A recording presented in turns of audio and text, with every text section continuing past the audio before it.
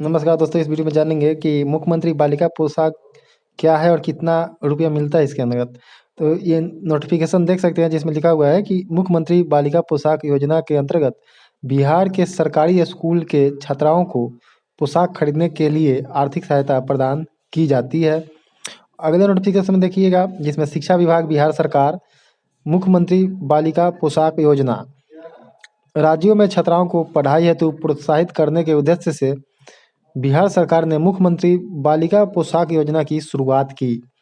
इस योजना के अंतर्गत कक्षा 1 से 2 तक की छात्राओं को 600 रुपये, 3 से 5 तक की छात्राओं को 700 रुपये, 6 से 8 की छात्राओं को 1000 रुपये और 9 से 12 तक की कक्षाओं के छात्राओं को 1500 रुपये की राशि प्रदान की जाती है।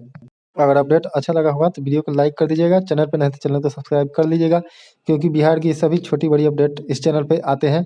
वीडियो देखने के लिए आपका बहुत बहुत धन्यवाद।